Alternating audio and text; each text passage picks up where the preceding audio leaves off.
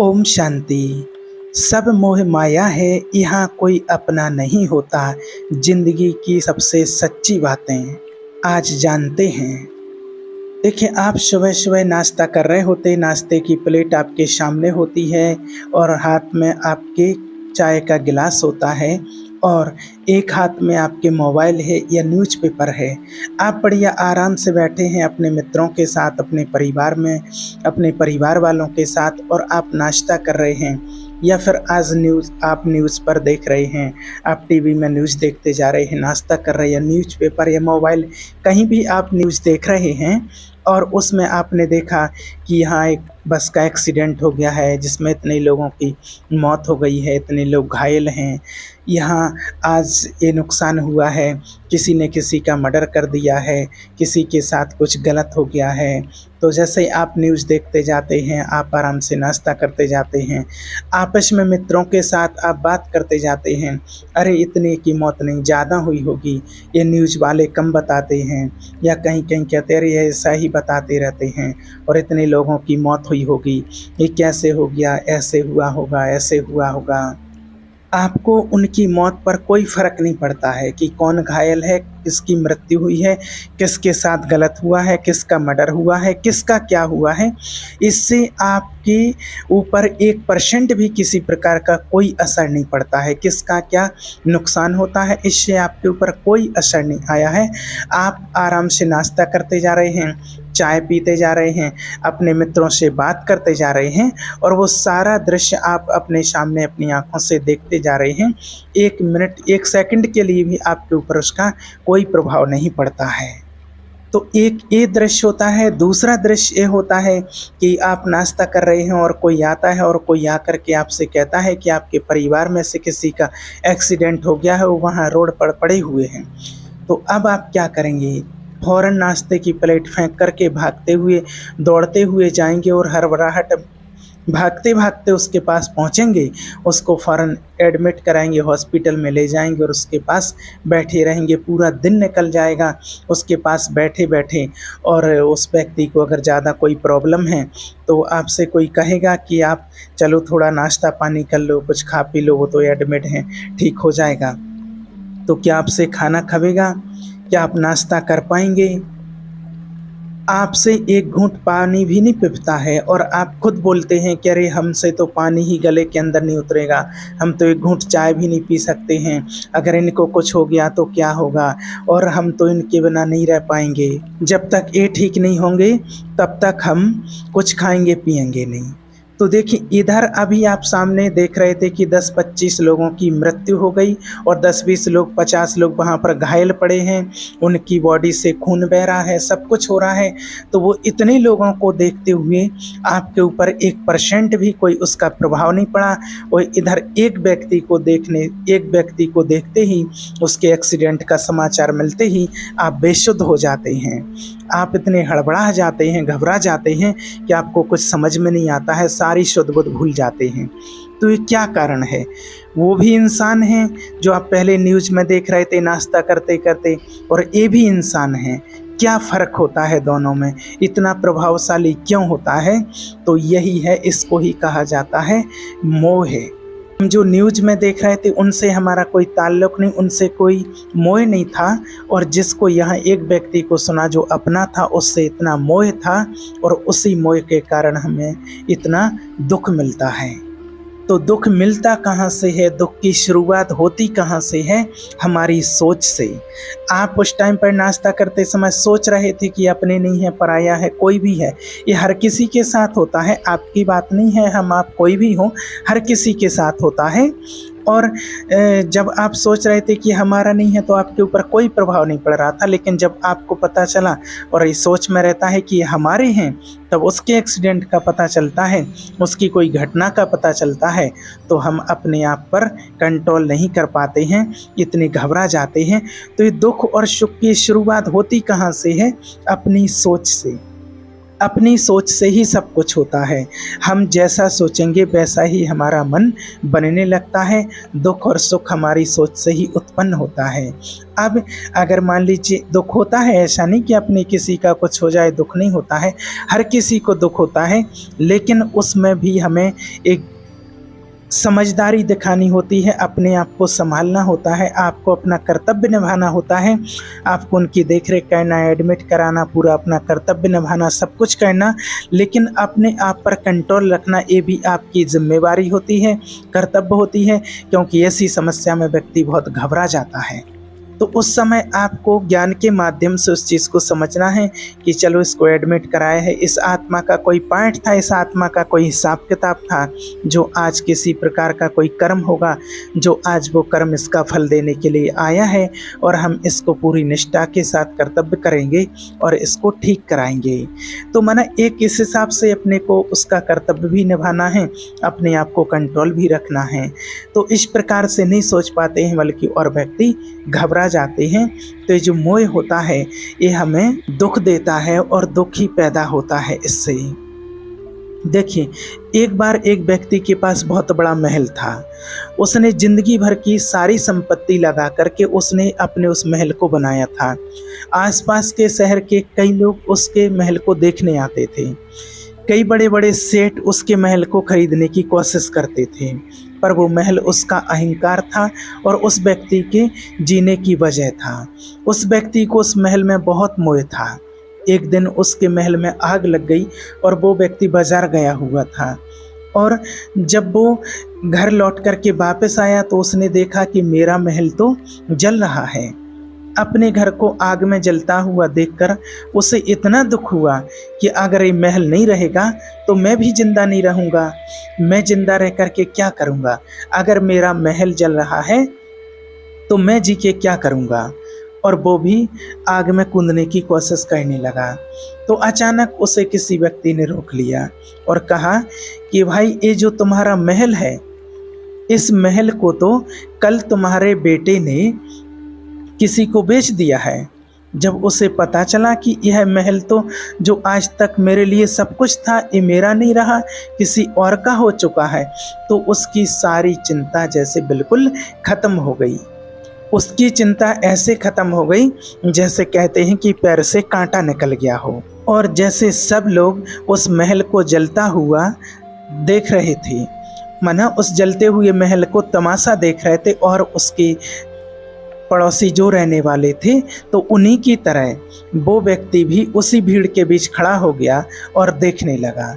लेकिन उसी वक्त उसका बेटा वहाँ पर आया और वो व्यक्ति अपने बेटे को देख करके बहुत खुश हुआ और उसे आशीर्वाद देने लगा कि तेरे जैसा बेटा तो बहुत ही किस्मत से मिलता है, बहुत पुण्य करने के बाद मिलता है। तूने तो मेरी ज़िंदगी बचा ली। आज इस घर में आग लगी और तूने कल ही इसका सौदा कर लिया, कितनी अच्छी बात है। बेटा अपने पिता से बोला कि पिताजी, मैं इस महल को बेचने के लिए तो कल बात करने के लिए गया था, पर अभी सौदा पक्का नहीं हुआ था, अभी रजिस्ट्री नहीं हुई थी, सौदा पक्का नहीं हुआ था कि इतने के बीच में ही ये जल गया है।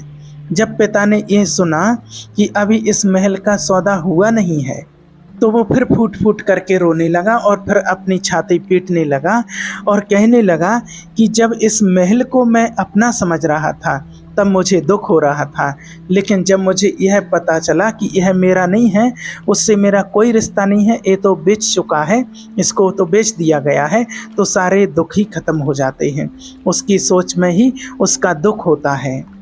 तो वास्तव में ऐसे ही ज़िंदगी में किसी इंसान को, किसी रिश्ते को, किसी चीज़ को जब हम अपना मान लेते हैं, तभी वहीं से ही सारे दुखों की शुरुआत होती है, वहीं से हर तकलीफ़ की शुरुआत होती है। तो परमपिता परमात्मा यही कहते हैं कि जब आप किसी को अपनी जीवन जीने की वजह मान लेते हो कि इसके बिना तो मैं जी ही नहीं सकता, तो वो चीज़ आपको बहुत दुख देती है।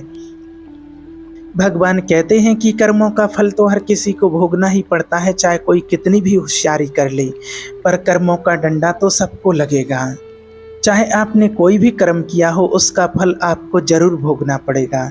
अगर आपने अच्छा कर्म किया है या जाने अनजाने में हो गया हो, तो किसी मुश्किल वक्त में वो किसी आपको मुसीबत में और वो अच्छा कर्म आपको बचा ले जाएगा। और अगर आपने कोई गलत काम किया है, पाप किया है, किसी के साथ धोखा किया है, तो उसकी सज़ा भी आपको ज़रूर मिलेगी।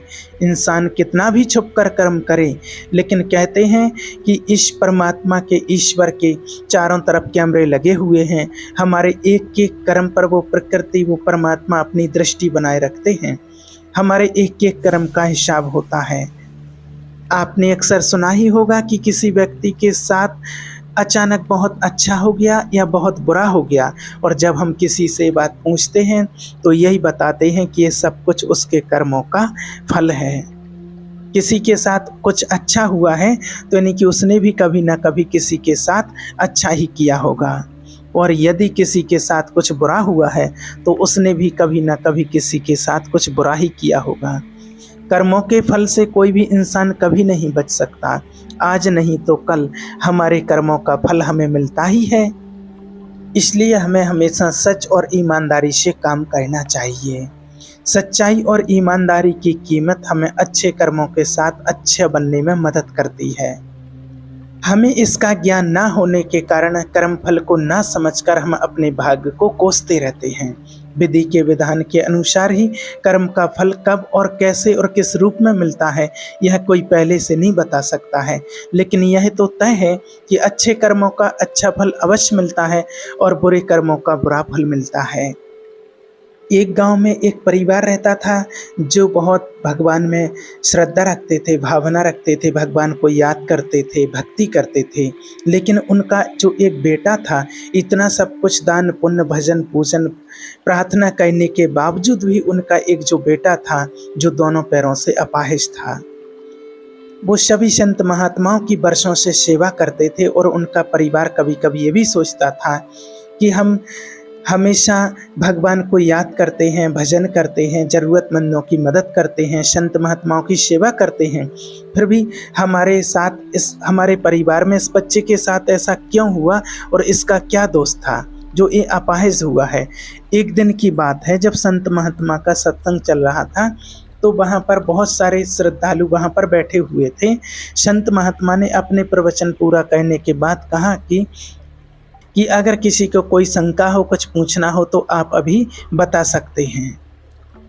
तो हजारों श्रद्धालुओं के बीच में उस अपाहिज पुत्र के पिता ने महात्मा से एक सवाल किया कि हे महात्मा, हम सब निस्वार्थ भाव से ज़रूरतमंद लोगों की सेवा करते हैं और हमारा पूरा परिवार अहिंसा के मार्ग पर चलता है, कभी भी किसी के बारे में बुरा नहीं सोचते हैं और ना ही किसी का बुरा करते हैं, फिर भी ऐसा क्या गुनाह हुआ जो हमारा बच्चा अपाहिज पैदा हुआ। फिर उन गुरु ने जवाब दिया, वैसे तो मैं यह बात नहीं बता सकता, फिर भी आपके मन में दुविधा हेतु है तो इस बात को सुनो। यह जो बच्चा है जो दोनों टांगों से बेकार है, यह बच्चा पिछले जन्म में किसान का बेटा था। रोज किसान का बेटा जो बना हुआ था अपने पिता को रोज दोपहर को भोजन ले जाता था, भोजन का टिफिन खेत में ले जाया करता था। एक दिन उसकी माँ ने दोपहर में 10 बजे खाना लगा कर दिया और कहा कि बेटा खाना खाकर पिताजी को टिफिन देकर आना।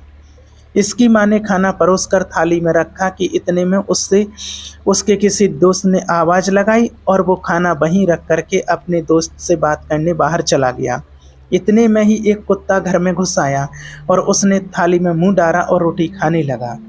बच्चा जैसे ही घर में वापस आया और कुत्ते को थाली में मुंह डालता हुआ देखकर, और पास में ही लोहे का एक सरिया रखा हुआ था, और उसने यह भी नहीं सोचा कि खाना तो जूठा हो चुका है, बिना सोचे समझे उस कुत्ते के दोनों टांगों पर इतनी जोर से लोहे का सरिया मारा कि वह कुत्ता अपनी ज़िंदगी में जब तक जिंदा रहा दोनों पैरों से बेकार अपाहिज होकर घसीटते घसीटते जिंदगी जिया और तड़पते तड़पते मर गया। ये उसी कुत्ते की बद्दुआ का फल है जो इस जन्म में ये दोनों टांगों से अपाहिज है। संत महात्मा ने कहा, पुत्र, इस संसार में सभी को अपने अपने कर्मों का फल भुगतना ही होता है। इस जन्म में अगर किसी की टांग तोड़ी है तो स्वाभाविक है कि अगले जन्म में आपकी टांग टूटनी ही है। इसलिए आप सभी से निवेदन करते हैं कि किसी भी बेजुबान जानवर को ना मारें, अपने भक्षण के लिए किसी को कष्ट ना दें, किसी को मृत्यु दंड ना दें, नहीं तो इसका फल आपको एक न एक दिन जरूर भोगना ही पड़ेगा। अगर आप किसी को नुकसान पहुंचाओगे तो आपका भी नुकसान होना ही है, इस जन्म में तो अगले जन्म में। इसलिए जो भी कर्म करो सोच समझ कर करो। आप अपने कर्म फल से नहीं बच सकते हैं। आप जहां भी जाते हैं, जो कुछ भी करते हैं, आपके कर्म ही आपको शांतिपूर्वक देख रहे होते हैं। किसी दिन आपको अपने कर्म का फल एक न एक दिन भोगना ही होता है। इसलिए उचित कर्म करना अनिवार्य है। गीता में भी कर्म को प्रधानता दी गई है और यहाँ तक भी स्पष्ट किया है कि व्यक्ति की यात्रा जहाँ से छूटती है, अगले जन्म में वह वहीं से प्रारंभ होती है। जो प्रकृति के नियमों का पालन करता है वह सुख पाता है इस जन्म में या अगले जन्म में। अच्छे और बुरे का कर्म का फल हर किसी को भोगना ही पड़ता है। कर्म का सिद्धांत अत्यंत कठोर है। जहाँ अच्छे कर्म व्यक्ति के जीवन को प्रगति की दिशा में ले जाते हैं तो वहीं बुरे कर्म उसे पतन की ओर भी ले जाते हैं। मनुष्य को अपने किए हुए शुभ और अशुभ कर्मों का फल अवश्य भोगना होता है, उससे कोई बच नहीं सकता है। अगर हम बुरे कर्म को छिपाने के लिए दुनिया की कोर्ट से अच्छे वकील को रोककर बच जाते हैं, लेकिन कुदरत की कोर्ट से कैसे बचोगे? उसकी कोर्ट से बच नहीं सकते। वहाँ पर किसी भी वकील की बहस नहीं चलती है और ना ही किसी की सिफारिश और रिश्वत चलती है। कुदरत ने जो कर्म के नियम बनाए हैं उसमें कोई गलती नहीं होती है। कोई भी कर्म करो उसका फल हमें मिलता ही है। कर्म के नियम में किसी भी वकील या जज की सिफारिश नहीं चलती है। जब तक हमारे पुण्य कर्म का फल हमारे साथ है तब तक सही है, लेकिन हम जो गलत कर्म या दुष्ट कर्म करते हैं वह तो वक्त आने पर ही फल देता है। इसलिए कर्म करने से पहले हमें सोचना चाहिए। कर्म हो जाए उसके बाद उसके भागना उससे व्यर्थ है, हम उससे बच नहीं सकते। हम जो भी कर्म करते हैं और उसका फल पाने के लिए तैयार रहना चाहिए। कई कर्म ऐसे होते हैं जो हंसते हंसते किए होते हैं, लेकिन उसका फल रोते रोते भुगतना होता है। राजा परीक्षित एक विद्वान और महान राजा थे। उनसे भी एक पाप हो गया था। क्रोध के आवेश में आकर उन्होंने एक निरपराध ऋषि के गले में मरा हुआ सांप पहना दिया था। राजा घर आए, शांत होते ही उनको उनके दुष्कृत्य का एहसास हुआ और पश्चाताप करके कहने लगे कि मुझसे कितना बड़ा पाप कर्म हो गया। अब वह समय तो वापस आ नहीं सकता, तो राजा परीक्षित को उस कृत्य का फल तो भुगतना ही पड़ेगा। परीक्षित एक अच्छे राजा, ज्ञानी विद्वान राजा थे। उन्होंने अपनी प्रजा का, अपने राज्य का, अपनी सत्ता का कभी भी दुरुपयोग नहीं किया था। परीक्षित राजा अपनी भूल को स्वीकार किया और खुद को दंडित करने के लिए कहा कि मेरा बल, समृद्धि, सब कुछ ब्राह्मण ऋषि के क्रोध अग्नि में जल जाए, जिससे मेरे दिमाग में किसी को दुख या क्षति पहुंचाने का विचार ही ना आए। राजा परीक्षित अपने पापों का फल भुगतने के लिए तैयार थे। उन्होंने कभी भगवान से कोई सिफारिश नहीं की और ना ही अपने राजा होने का घमंड किया। उन्होंने तो ईश्वर से अपने पापों का दंड मांगा, जिसके उदाहरण से भविष्य में कोई राजा क्रोध के आवेश में आकर के या अपने राजाशाही के घमंड में आकर के कोई ऐसा दुष्कृत्य कर्म ना करे। इस प्रकार राजा परीक्षित अपने कर्म से भागे नहीं और परिणाम भुगतने के लिए हमेशा तैयार रहे। अगर वो भागने की कोशिश भी करते तो भी कर्म अपना फल दिए बिना नहीं रहता। सीधी सरल बात है कि कर्म मतलब क्या। हम जो भी कार्य करते हैं वह कर्म कहलाता है। हमारा उठना बैठना, खाना पीना, चलना नहाना, नौकरी करना, सोचना जागना, देखना, जीना मरना, इस तमाम शारीरिक और मानसिक क्रिया को कर्म कहा जाता है। कर्म के 3 भाग होते हैं: क्रियमाण कर्म, संचित कर्म और प्रारब्ध कर्म। मनुष्य सुबह जगता है तब से लेकर रात्रि सोता है तब तक जो जो भी कर्म करता है वो क्रियमाण कर्म है। मनुष्य अपने पूरे जीवन में जो जो कर्म करता है वो तमाम क्रियमाण कर्म कहलाता है। जो क्रियमाण कर्म करता है वो अवश्य फल देता है, उसके बाद ही वह शांत होता है। जैसे कि आपको प्यास लगी और आपने पानी पिया, पानी पीने का कर्म किया और आपकी प्यास मिट जाती है, इस प्रकार वो कर्म फल दे करके शांत हो जाता है। आपने किसी को गाली दी और उसने आपको मारा, कर्म का फल मिल गया। इस प्रकार क्रियमाण कर्म फल भुगतने के बाद ही शांत होता है। कितने ही क्रियमाण कर्म ऐसे भी होते हैं जो कर्म करने के साथ तुरंत फल नहीं देता है, उसका फल मिलने में देर भी लगती है। जब तक कर्म फल नहीं देता है तब तक वह संतुलन में रहता है, संचित रहता है। इसे संचित कर्म कहा जाता है। जैसे कि आपने आज परीक्षा दी, उसका परिणाम 2 महीने बाद आता है। आज आपने अपनी जवानी में माँ बाप को सताया तो आपको आपकी संतान आपकी वृद्धावस्था में सताएगी। ऐसे कितने भी क्रियमाण कर्म हैं जो तुरंत फल नहीं देते हैं लेकिन समय देखकर फल देता है। तब तक संचित कर्म में एकत्रित होते रहते हैं। मनुष्य जैसा कर्म करेगा वैसा ही फल पाएगा। हम एक दिन में कई सारे क्रियमाण कर्म करते हैं, इनमें से कई कर्मों के फल हमें तुरंत मिल जाते हैं, लेकिन इनमें से कई कर्म ऐसे भी हैं जिनका फल हमें तुरंत नहीं मिलता है, जो संचित कर्म में जमा होते हैं। यह कर्म अच्छे हों या बुरे हों, इसका कर्म हमें मिलता ही है। उसका कर्म जब तक हम भुगतते नहीं तब तक वह कर्म शांत नहीं होता है। अगर व्यक्ति इस बात को अच्छे से सोचे और समझे तो उसका जीवन सरल बन जाएगा, लेकिन भोग विलास में पड़ा इंसान कभी इसकी कल्पना करता ही नहीं है। राजा दशरथ ने जब श्रवण का वध किया तब उसके शोक में मरते उनके माँ बाप ने उनको श्राप दिया था कि तेरी मृत्यु भी तेरे पुत्र वियोग में होगी जैसे हमारी मृत्यु होती है। तब राजा को एक भी पुत्र नहीं था, इसलिए यह क्रियमाण कर्म फल देकर शांत हो गया, लेकिन वह संचित कर्म में जमा हो गया। उसके बाद राजा दशरथ को एक के बदले 4 पुत्र हुए। वे बड़े हुए, शादी हुई और जब राम जी का राज्य अभिषेक हुआ तब वह संचित कर्म फल देने के लिए तत्पर हो गया और ऐसे शुभ दिन भी दशरथ राजा को वह फल मिलकर ही शांत हुआ। इसमें कोई विलंब नहीं हुआ। जो शुद्ध चेतन परत पर कहते हैं कि ब्रह्म मनुष्य शरीर लेकर इस पृथ्वी पर जन्म लिया, वह भगवान के रूप में जन्मे, जिनके लिए दिखाया गया है कि स्पर्श से पत्थर को भी जीवन दान मिल गया। वह भगवान के रूप में जन्मे श्री राम अपने पिता के आयुष को ज़्यादा कर दे तो किसी का क्या जाएगा, लेकिन नहीं, कर्म के नियम का पालन होना ही चाहिए। खुदा के घर देर भी नहीं है और अंधेर भी नहीं है। इस प्रकार क्रियमाण कर्म जो फल देकर शांत नहीं हुए हैं उसे संचित कर्म कहा जाता है। संचित कर्म जो फल देने के लिए तैयार होते हैं उसे प्रारब्ध कर्म कहा जाता है। तो इसलिए कहा जाता है कि ज़िंदगी ज़्यादा लंबी नहीं है, इसे ऐसे ही खराब ना करें, हमेशा अच्छे कर्म करें ताकि आपके जाने के बाद भी आपकी यादें लोगों के दिलों में बनी रहें। और अच्छा कर्म करने से हमारा मन भी संतुष्ट रहता है। इसलिए हमेशा कर्म अच्छे करें, परमात्मा को याद करें। जब परमात्मा का आप ध्यान करते हैं, परमात्मा को याद करते हैं तो आपसे कोई बुरा कर्म नहीं होता है, तो आपको कोई बुरा फल भी नहीं भोगना पड़ेगा। ओम शांति।